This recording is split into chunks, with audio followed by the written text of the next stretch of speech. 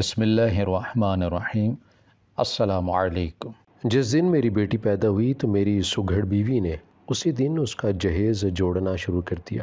وہ روز کچھ نہ کچھ سامان خرید کر اسٹور روم میں رکھ دیتی اور پھر باہر سے تالا لگا دیتی تاکہ کوئی اندر جا کر جہیز خراب نہ کرتے۔ یوں میں خوش تھا، چلو بیوی سمجھدار تو ہے، مگر اب تو میری بیوی راتوں کو بھی اٹھ کر اسٹور روم میں سونے سے پہلے جاتی کہ کہیں کوئی سامان تو نہیں چوری کر لے گا۔ مجھے اس کی ان حرکتوں سے شک ہونے لگا۔ یوں ایک دن راز جاننے کے لیے میں نے پنکھا خریدا اور اس کے درمیان چالاکی سے کیمرہ فٹ کروا کر اسٹور روم میں رکھوا دیا۔ یوں اگلی صبح کیمرہ آن کیا تو سر پر آسمان ٹوٹ پڑا، کیونکہ میری بیوی، میرا نام عابد ہے اور میں ایک متوسط گھرانے سے تعلق رکھتا ہوں۔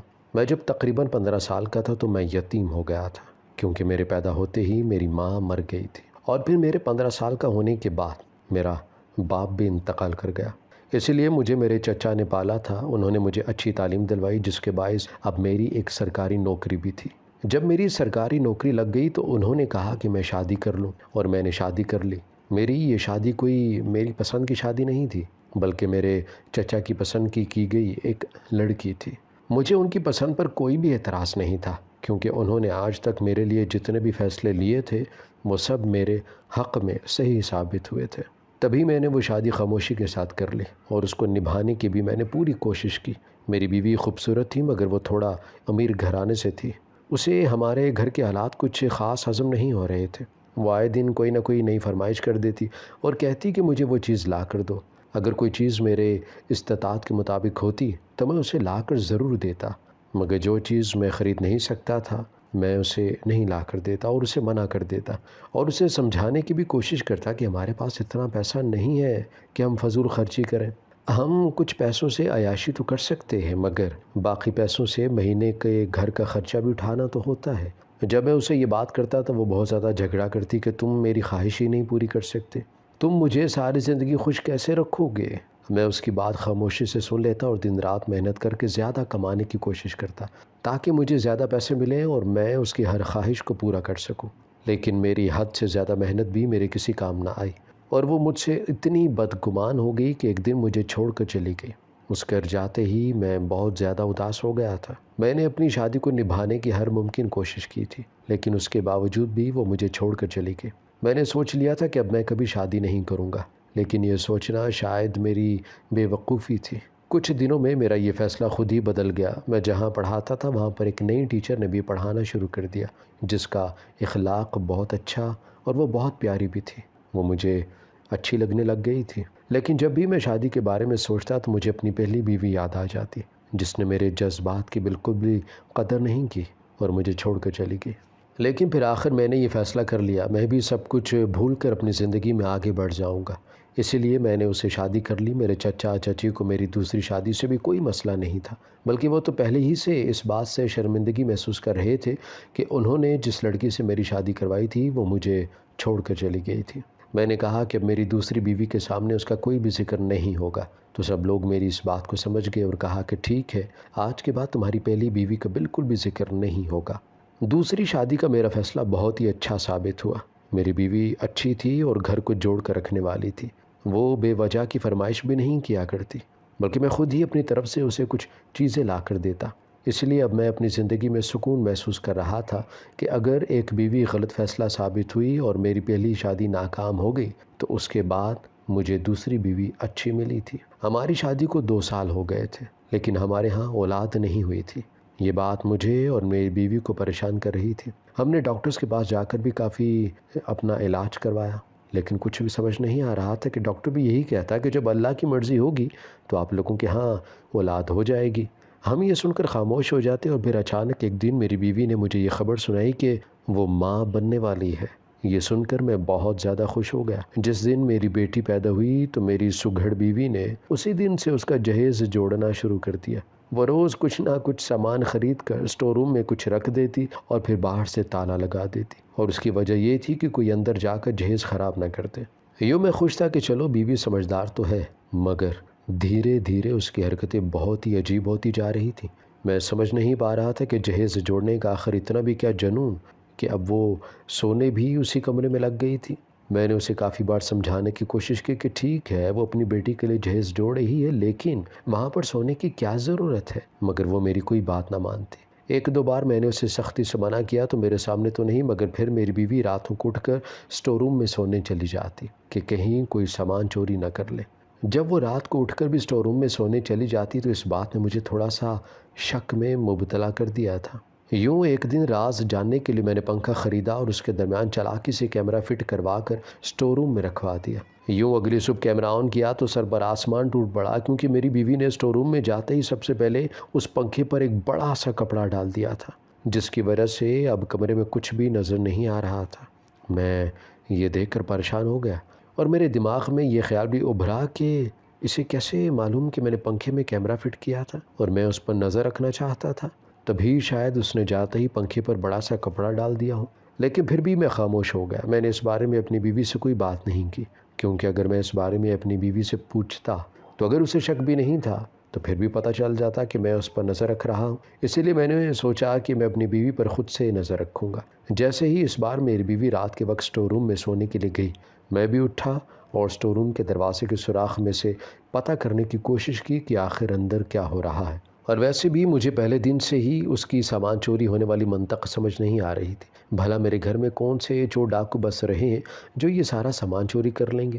مگر اندر کا نظارہ دیکھ کر میرے پیروں تلے سے زمین نکل گئی۔ مجھے سمجھ نہیں آ رہا تھا کہ آخر یہ سب ہو کیا رہا ہے، کیونکہ اسٹور روم کے اندر میری بیوی کے سوا کوئی اور بھی تھا۔ میں نہیں جانتا تھا کہ وہ مرد ہے یا عورت، کیونکہ اس نے بہت بڑی کالی چادر لے رکھی تھی اور میری بیوی سے باتیں کر رہا تھا۔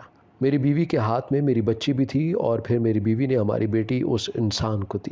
مجھے بہت زیادہ غصہ آیا۔ میرا دل چاہا کہ میں اندر جا کر اس انسان سے اپنی بیٹی چھین لوں، مگر میں یہ دیکھنا چاہتا تھا کہ یہ کیا کر رہی ہے۔ کچھ دیر بعد اس انسان نے میری بیوی کو واپس کر دی اور خود ایک طرف چلا گیا۔ اس وقت شاید میری بیوی کو شک ہو گیا تھا کہ دروازے پر کوئی ہے، اسی لیے اس نے پوچھا کہ کون ہے؟ تو میں اسی وقت بھاگ کر اپنے کمرے میں آ گیا اور سونے کا ناٹک کرنے لگا تاکہ اسے پتہ نہ چل سکے کہ میں اس کے پیچھے اسٹور روم تک آیا تھا۔ لیکن اب میں پوری طرح چکنا ہو چکا تھا۔ مجھے یہ بات پتہ کرنی تھی کہ آخر اسٹور میں کون تھا۔ میری بیوی نے بچے کو جھولے میں ڈال دیا اور خود کمرے میں ہی سو گئی۔ جب مجھے لگا کہ وہ گہری نیند میں چلی گئی ہے، میں اسی وقت آیا، اسٹور روم چلا گیا، کیونکہ مجھے یقین تھا کہ وہ انسان ابھی بھی اسٹور روم کے اندر ہی ہوگا۔ مگر میں نے اسٹور روم کی ایک ایک چیز چھان ماری، مگر وہاں پر مجھے کوئی بھی چیز نہیں ملی۔ مجھے سمجھ نہیں آ رہا تھا کہ وہ انسان کہاں چلا گیا۔ کیا ہمارے گھر کا ہی کوئی فرد تھا یا پھر پہلے سے چھپ کر ہمارے گھر میں رہتا ہے؟ جو بھی ہو، مجھے اس کے بارے میں سب کچھ پتہ کرنا تھا۔ اب تو مجھے اپنی بیوی پر بھی شک ہونے لگا تھا، کیونکہ میری پہلی بیوی مجھے دھوکہ دے کر جا چکی تھی۔ اب میں اپنی دوسری بیوی سے دھوکہ کھانے کی حالت میں تھا، اسی لیے میں نے صبح و شام اپنی بیوی پر نظر رکھنا شروع کر دی۔ جیسے ہی اس بار اس نے بولا کہ وہ ہماری بیٹی کے جہیز کا کوئی قیمتی سامان خریدنے کے لیے بازار جا رہی ہے، تو میں نے اسے کہا کہ میں بھی تمہارے ساتھ چلتا ہوں، جس بات پر وہ پریشان ہو گئی اور کہنے لگی کہ نہیں، میں اکیلے ہی جا کر خرید کر لے آؤں گی۔ مگر میں نے کہا کہ نہیں، میں تمہارے ساتھ جاؤں گا، کیونکہ وہ میری بھی بیٹی ہے۔ میری بات نے میری بیوی کو بہت زیادہ پریشان کر دیا۔ اسے سمجھ نہیں آ رہا تھا کہ وہ کیسے مجھے ساتھ چلنے سے روکے۔ میں بھی اس کی ساری حالت سمجھ رہا تھا، مگر میں نے سوچ لیا تھا کہ میں اس کے ساتھ ہی جاؤں گا، اپنی بیوی کے ساتھ اس کے صاف سائے کی طرح ہی رہوں گا، تاکہ مجھے پتہ چل سکے کہ اس رات کمرے کے اندر وہ انسان کون تھا اور میری بیوی نے میری بیٹی کو اس کے حوالے کیوں کر دیا۔ اور پھر میں اس کے ساتھ بازار گیا۔ بازار میں اچانک ہمیں ایک فقیرنی ملی۔ وہ فقیرنی میری بیوی کے پیچھے پیچھے آ رہی تھی۔ اس کا حلیہ اتنا برا تھا کہ مجھ سے دیکھا بھی نہیں جا رہا تھا، مگر میری بیوی بار بار اس کی طرف دیکھ رہی تھی۔ اور پھر آخرکار اس فقیرنی نے میری بیوی کو اشارہ کیا۔ میری بیوی نے کہا کہ آپ وہاں دوسری دکان پر چیزیں دیکھیں، میں دوسری دکان میں سے کچھ دیکھ کر آتی ہوں۔ میں نے حامی تو بھر دی تھی، لیکن میں نے اس فقیرنی کا اشارہ بھی دیکھ لیا تھا، اسی لیے میں نے کہا کہ ٹھیک ہے، میں یہیں پر دیکھتا ہوں، تم جاؤ۔ جیسے ہی میری بیوی وہاں سے گئی، میں بھی اپنی بیوی کے پیچھے پیچھے بھاگا۔ میں نے دیکھا وہ فقیرنی میری بیوی کے ساتھ کچھ دور چلی گئی اور اسے نہ جانے کون سی باتیں کرنے لگی۔ مجھے سمجھ نہیں آ رہا تھا یہ فقیرنی میری بیوی کے ساتھ آخر کیا باتیں کر رہی ہے؟ کیا وہ اس کو جانتی ہے؟ میری بیوی کے چہرے سے بہت زیادہ پریشانی چھلک رہی تھی۔ اور پھر آخرکار وہ فقیرنی وہاں سے چلی گئی، تو میری بیوی بھاگ کر اسی دکان میں واپس آ گئی جہاں اس نے کہا تھا کہ وہ وہاں سے کچھ چیزیں خریدے گی۔ میں بھی خاموشی سے دوسری دکان کے اندر چلا گیا، کہیں اسے یہ شک نہ ہو کہ میں کوئی چیز خرید نہیں رہا۔ میں نے اپنی بیوی سے کہا کہ یہ سارا سامان لے کر گاڑی میں رکھو، میں ابھی آتا ہوں۔ میں اس کو بھیج کر فقیرنی کی تلاش کرنے لگا اور ادھر ادھر اس کو ڈھونڈنے لگا تاکہ میں اس سے پوچھ سکوں کہ وہ میری بیوی سے کیا باتیں کر رہی تھی اور میری بیوی کو کیسے جانتی ہے۔ لیکن اس بار بھی نہ جانے پورے بازار کی بھیڑ میں وہ فقیرنی کہیں کھو گئی تھی۔ میں اس بار بھی خاموشی سے گھر واپس آ گیا، لیکن اس بار بھی میں نے اپنی بیوی سے کوئی سوال نہیں کیا، مگر پھر بھی اس کے ساتھ میرا رویہ تبدیل ہو گیا تھا، کیونکہ مجھے لگنے لگ گیا تھا کہ وہ میرے ساتھ واقعی میں دھوکہ کر رہی ہے، ورنہ وہ اس طرح مجھ سے باتیں نہ چھپاتی۔ آج تک ایسا کبھی نہیں ہوا تھا کہ اس نے مجھے کوئی بات نہ بتائی ہو، اسی لیے میں اس کے ساتھ کھینچا رہنے لگا۔ میری بیوی نے کافی بار میرے برتاؤ کے بارے میں سوال بھی کیا کہ میرا برتاؤ اس کے ساتھ اتنا عجیب کیوں ہو گیا ہے، لیکن میں نے اسے کوئی بھی جواب نہیں دیا۔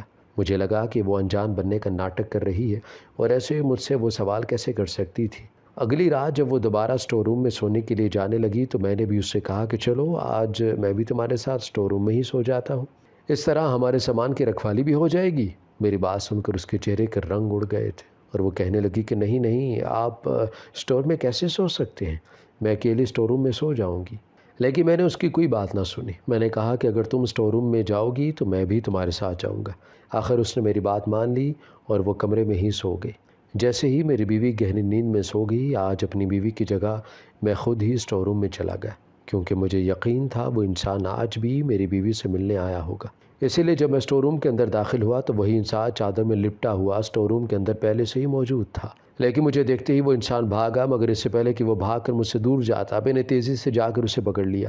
جب میں نے اس کی چادر کھینچ کر اتاری تو میں یہ دیکھ کر حیران رہ گیا، وہ کوئی اور نہیں بلکہ وہ وہی فقیرنی تھی جو آج بازار کے اندر مجھے نظر آئی تھی اور جو میری بیوی سے باتیں بھی کر رہی تھی۔ میں اسے دیکھ کر حیران رہ گیا، وہ میرے گھر میں کیا کر رہی تھی؟ ابھی میری حیرانی کم نہ ہوئی تھی کہ میں اس سے سوال کرنے لگا تھا کہ وہ ہمارے گھر میں کیا کر رہی ہے، لیکن اس سے پہلے کہ وہ میرے سوالات کے جواب دیتی اس نے بھاری بھرکم چیز مجھے ماری اور وہاں سے بھاگ گئی۔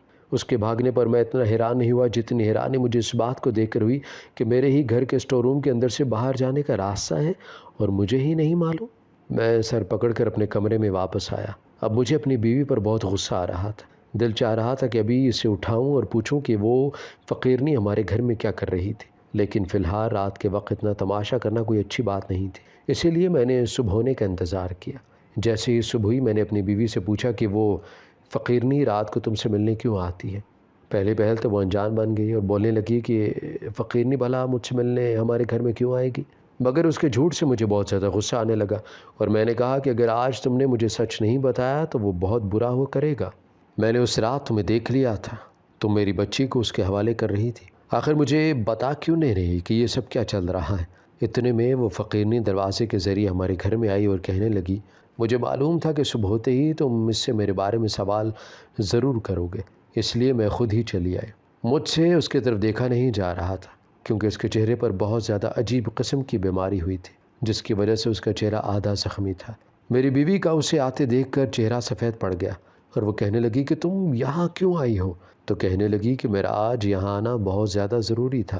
جب وہ فقیرنی بولی تو اس کی آواز مجھے جانی پہچانی لگی۔ میں نے حیرت سے اس کی طرف دیکھا اور پہچاننے کی کوشش کی کہ آخر یہ کون ہے۔ پھر جب میں نے اسے پہچان لیا تو میرے بھی زمین و آسمان گھوم گئے، کیونکہ وہ فقیرنی کوئی اور نہیں بلکہ میری اپنی پہلی بیوی تھی۔ اسے دیکھ کر جہاں مجھے حیرانی ہوئی وہیں مجھے شدید غصہ آنے لگا۔ مجھے اس سے بھی کافی سوال کرنے تھے، لیکن پھر میں نے سوچا کہ میری تو شادی ہو گئی ہے اور میں خوش بھی ہوں، تو پھر میں یہ سوال کروں، بلکہ مجھے تو یہ سوال کرنا چاہیے کہ وہ یہاں کیسے آئی اور اس کی حالت یہ کیسے ہو گئی اور وہ میری بچی کو اس رات کیوں لے رہی تھی۔ میں نے کہا کہ تم ہی سارا سچ بتا دو تو زیادہ اچھا ہوگا، ورنہ مجھے اپنی بیوی سے ہی سوال کرنے پڑیں گے۔ تو وہ کہنے لگی کہ ہاں میں یہاں پر ہی آئی ہوں، اس لیے آئی ہوں کہ تاکہ تمہارے سارے سوالات کے جوابات دے سکوں اور تم سے معافی بھی مانگ سکوں۔ تو میں نے کہا کہ زیادہ پہلیاں بھجوانے کی ضرورت نہیں ہے، مجھے بتاؤ کہ آخر یہ سب کچھ کیا ہو رہا ہے۔ میری بیوی نے کہا کہ میں سارا سچ بتاتی ہوں۔ تو میری پہلی بیوی کہنے لگی کہ نہیں، مجھے سارا سچ بتانے دو، اور پھر اس نے مجھے سچ بتانا شروع کیا۔ وہ کہنے لگی کہ مجھے لگتا تھا میں تمہیں چھوڑ کر جاؤں گی تو شاید میری زندگی بھی سنور جائے گی، جبکہ حقیقت میں ایسا کچھ بھی نہیں ہوا۔ میں جب تمہیں چھوڑ کر اپنے ماں باپ کے گھر گئی تو میں نے کہا کہ چاہے جیسا بھی لڑکا ہو مگر مجھے ایک امیر و کبیر گھر میں شادی کرنی ہے۔ میرے باپ نے مجھے بہت زیادہ سمجھایا کہ یہ صرف لالچ ہے اور کچھ بھی نہیں، لیکن میری آنکھوں پر دولت کی پٹی بندھی تھی۔ مجھے لگتا ہے پیسہ ہر خوشی دے سکتا ہے، اور پھر مجبور ہو کر میری ماں باپ نے میری شادی امیر گھرانے میں کروا دی۔ میرا شوہر مجھ سے 2 گنا بڑا تھا۔ اس دن مجھے یہ احساس ہوا کہ پیسہ سب کچھ نہیں ہوتا، لیکن پھر بھی مجھے میری مطلوبہ ہر چیز میسر تھی تو میں اس کے ساتھ گزارا کرنے کی کوشش کرنے لگی، مگر وہ کبھی بھی میرے ساتھ تمہارے جیسا نہیں رہا۔ وہ مجھے مارتا، پیٹتا، چلاتا۔ اس کے ساتھ میری زندگی جہنم بن گئی تھی، اور وہ دوسری لڑکیوں کے ساتھ بھی اپنے مراسم رکھتا، عورت کو پاؤں کی جوتی سمجھا کرتا تھا، اس لیے میرا اس کے ساتھ بھی گزارا نہیں تھا۔ میں مجبوری میں وہ گھر چھوڑ کر بھاگ گئی، مگر جب میں وہاں سے بھاگ گئی تو مجھے معلوم ہوا کہ میں ماں بننے والی ہوں۔ اس وقت میں نے سوچا کہ میں اس بچے کو ضائع کروا دیتی ہوں۔ جب میں ہاسپٹل گئی تو وہاں مجھے پتہ چلا کہ پریگننٹ ہونے کے ساتھ ساتھ مجھے ایک دوسری بیماری لگ گئی تھی۔ اب میں بس کچھ وقت ہی زندہ رہ سکتی تھی، اور میرے جسم پر یہ والی جو بیماری نکل آئی تھی یہ بڑی عجیب تھی۔ اس وقت مجھے سمجھ نہیں آ رہا تھا کہ آخر میں کون سا فیصلہ کروں۔ تب بھی تم ہی مجھے نظر آئے، اور تمہارے ساتھ اس ہاسپٹل میں یہ لڑکی بھی تھی۔ میں سمجھ گئی تھی کہ تم نے دوسری شادی کر لی ہے، مگر میں تم سے ملنا چاہتی تھی اور تم سے معافی مانگنا چاہتی تھی۔ لیکن اس سے پہلے ہی تمہاری بیوی نے مجھے دیکھ لیا اور مجھ سے پوچھنے لگی کہ میں اس کے شوہر کی طرف کیوں دیکھ رہی ہوں۔ میں نے اسے بتایا کہ میں اس کی پہلی بیوی رہ چکی ہوں، اور میرے ساتھ جو کچھ بھی ہوا ہے وہ سب کچھ میں نے اسے بتا دیا، اور یہ بھی بتا دیا کہ میں اپنا بچہ یہاں ضائع کروانے کے لیے آئی ہوں۔ تو اس نے کہا کہ نہیں، تم اپنا بچہ ضائع مت کرو، بلکہ وہ بچہ مجھے دے دو، میں کبھی ماں نہیں بن سکتی۔ اس کی بات سن کر مجھے بہت زیادہ اچھا لگا، اور میں نے اپنا بچہ اسے دے دیا۔ اس نے تم سے کہا کہ وہ ماں بننے والی ہے، اور پھر وقت کے لحاظ سے اس نے اپنا مصنوعی پیٹ دکھانا شروع کر دیا، اور جب تم لوگ ڈیلیوری کروانے ہاسپٹل آئے تو میں نے اپنا بچہ اس کو دے دیا۔ سارا سچ سن کر میرے پیروں تلے سے زمین نکل گئی۔ میں نے اپنی بیوی کی طرف دیکھا جو سر جھکا کر کھڑی تھی۔ وہ کہنے لگی کہ ڈاکٹر نے مجھے جب بتایا کہ میں کبھی ماں نہیں بن سکتی تو مجھے سمجھ نہیں آ رہا تھا یہ بات میں آپ کو کیسے بتاتی۔ مجھے ایسا لگ رہا تھا کہ اگر میں یہ بات آپ کو بتاؤں گی تو آپ ایک اور شادی کر لیں گے۔ پھر جب آپ کی پہلی بیوی مجھ سے ملی اور اس نے اپنی ساری رودات مجھے سنائی تو مجھے لگا کہ اسے خدا نے میرے لیے بھیجا ہے۔ میں نے کہا کہ ٹھیک ہے، تم نے اپنا بچہ ہمیں دے دیا ہے، لیکن اب تم کیوں آتی ہو؟ تو اس نے کہا کہ میں ایک ماں ہوں، مجھے اپنے بچے کی یاد آتی ہے، اس لیے میں رات کے وقت پچھلے دروازے سے اپنے بچے کو 2 گھڑی دیکھنے آ جاتی ہوں۔ مجھے معلوم ہے تمہیں مجھ پر بہت زیادہ غصہ ہے، اس لیے میں تم سے دور رہتی تھی۔ اس کی بات سن کر خاموش ہو گیا۔ میں اسے کچھ بھی نہیں کہنا چاہتا تھا۔ اس پر مجھے جتنا بھی غصہ تھا وہ سب کچھ ختم ہو گیا تھا، کیونکہ اس نے اپنی اولاد ہمیں دی تھی۔ میری بیوی نے کہا کہ اس کے پاس رہنے کے لیے گھر بھی نہیں ہے۔ اس کے ماں باپ نے بھی اسے اپنے ساتھ رکھنے سے انکار کر دیا ہے۔ اس نے ہمیں اپنی اولاد دی ہے، ہم اسے اپنے ساتھ رکھ لیتے ہیں۔ ویسے ہی اس کے پاس بہت کم وقت بچا ہے، اب تو اس کی سزا ختم ہو جانی چاہیے، ہم اسے اپنے ساتھ رکھ لیتے ہیں۔ اس نے جتنا بڑا احسان ہماری زندگی پر کیا تھا، اس کے بدلے میں ساری زندگی اسے اپنے گھر میں رکھتا تو شاید کم ہوتا، اسی لیے میں نے اسے اپنے ہی گھر میں رہنے کی اجازت دے دی۔ ہماری ویڈیو اگر آپ کو پسند آئی ہے تو ضرور لائک کیجیے، اپنی رائے دینا چاہیں تو کمنٹس کیجیے، اچھی لگے تو شیئر کیجیے۔ اس کے ساتھ ساتھ اگر آپ نے ہمارا چینل سبسکرائب نہیں کیا تو ضرور کیجیے، اور بیل آئیکن پر لازمی کلک کیجیے تاکہ ہماری ہر آنے والی ویڈیو آپ تک بر وقت پہنچ سکے۔